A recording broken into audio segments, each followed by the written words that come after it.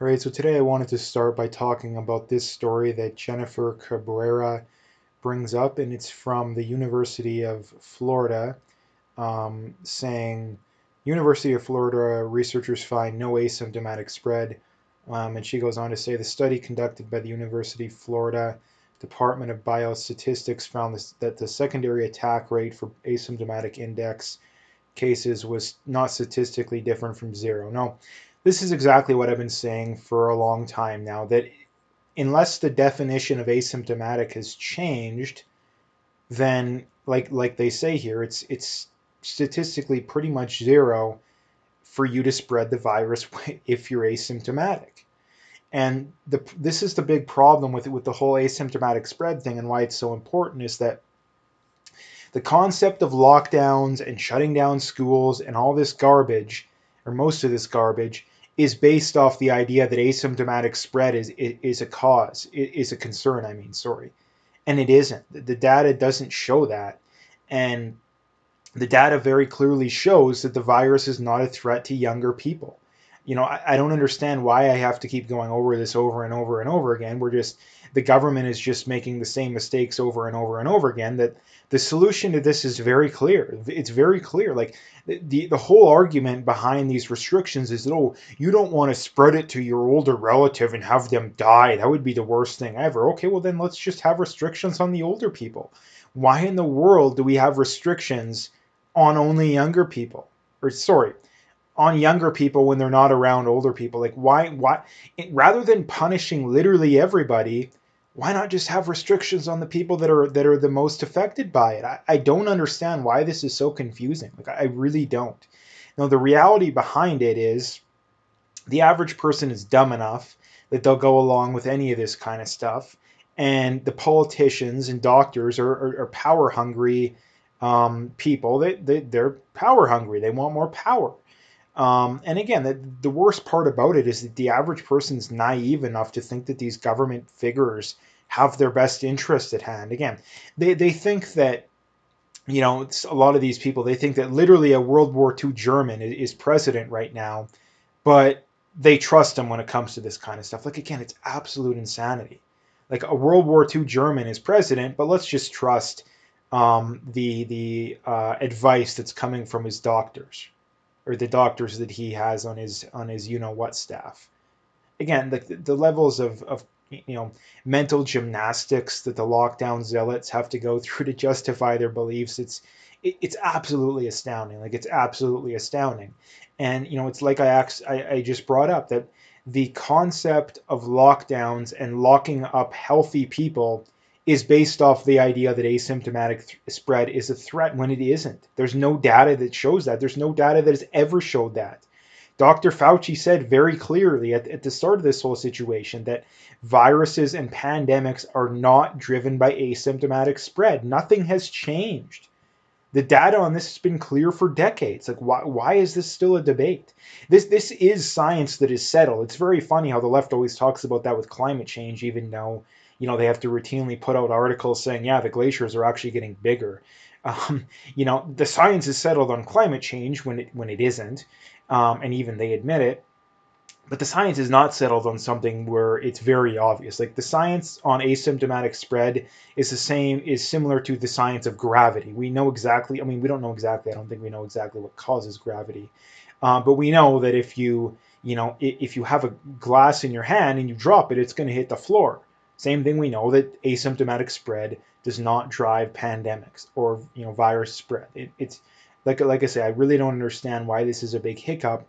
The hiccup I think, is that number one, people are so tribal these days that they don't want to give in. And not to mention, too, when it comes to people and when it comes to governments, most people would gladly allow people to die and not have to admit they're wrong than vice versa. And again, that's very bad to say. That's very sad to say, but it's true. How do I know that? How do I know that? Well, like I say, the solution is very clear, that the only restrictions that should be in place are restrictions on older people or people with very serious health conditions. That is a very small percent of the population. Those are the only restrictions that make sense. And another way we know is that sophists and bad people, they love accusing other people of what they're guilty of. That's how they, I think that's how I've talked about a lot. I think that's how people justify crazy beliefs, is that they accuse other people of doing it, knowing that if you actually spent 5 minutes looking into their accusations, you would realize that it's just them projecting.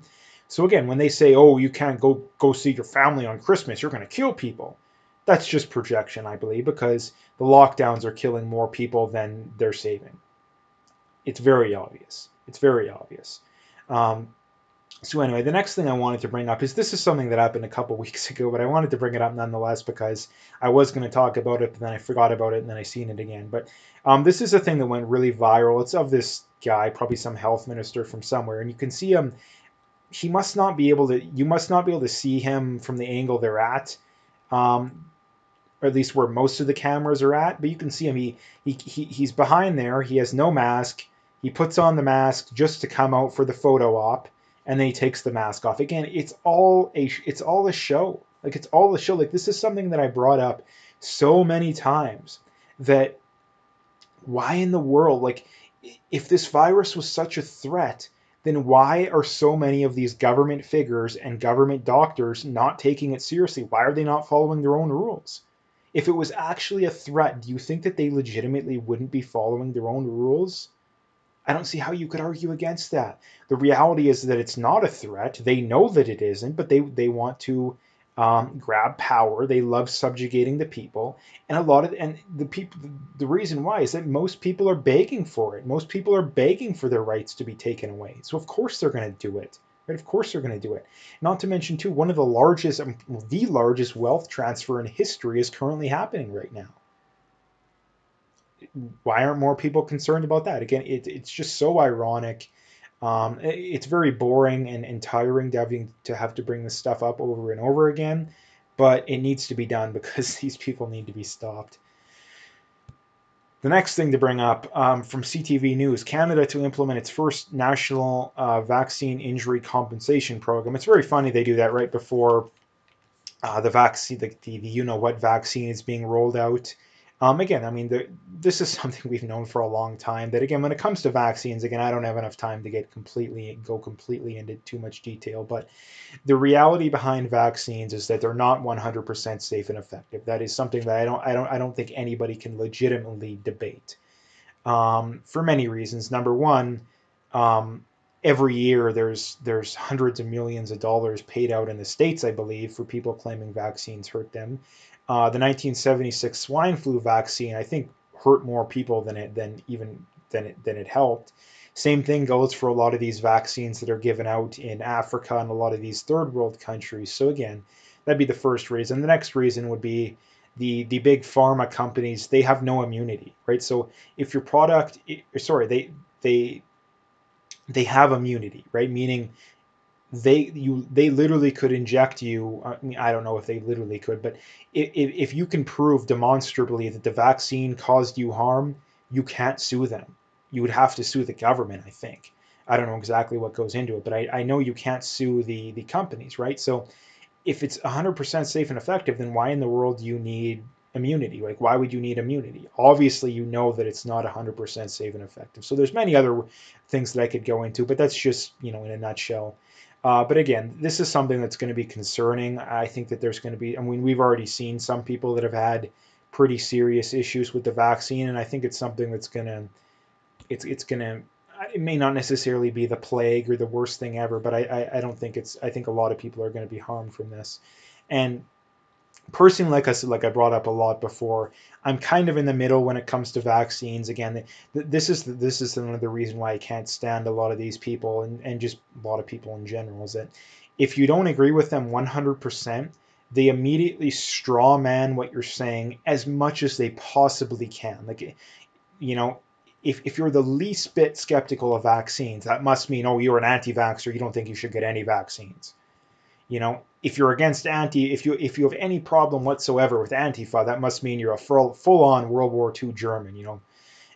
This is the reason why politics these days is so hyperbolic and polarizing, is because that's what you get. And again, it doesn't happen on the other, at least to the same degree. It doesn't happen the other way around. I mean, Justin Trudeau praises communist China, and he's accused of being a communist, but not nearly as much as if Trump praised World War II Germany, right? Um, so again, when it comes to the vaccine, this is some, like I said, this is something that's going to be concerning. It'll be interesting to see just how, just what comes of this, I guess. And the last thing I wanted to bring up is from Candice Malcolm, and she links to a story out of True North saying homelessness may increase 15% in some cities, according to a report. Again, this is something that's going to be a big issue going forward. And the big thing that I brought up before is that the average person isn't going to be smart enough to realize that the lockdowns is what caused this increase. Like the average person isn't going to be smart enough to recognize that. The average person's going to blame the same old stuff they always blame. Oh, it's capitalism's fault. It's the rich's fault. No, it's the government. The government is the ones that caused this. And not to mention, too, the thing that I can't stand about these people and the reason why I don't give an inch on anything they say is that they're the ones that are supporting these lockdowns. Like they're the people that claim that oh the rich aren't paying their fair share. They're the ones that are supporting policies that are helping the rich right now. They're so ignorant. It's not even funny. So again, this is a prediction that I would be pretty confident in saying is that in the next 5 to 10 years we're going to see an increasing homelessness problem in Canada probably. I mean it already is an issue to some degree, and again, the same old stuff's going to be blamed, and the solution's going to be socialism. It's so predictable. It's not even funny. Like it's not even funny. Um, so anyway, that's what I wanted to talk about today. If you liked the video, make sure you hit that like and subscribe if you haven't already. Make sure you check out those links below. Follow me on those other platforms. If you want to donate, you can do that. I appreciate whatever support I can get. So again, check out those links below. Have a good day and stay tuned for more.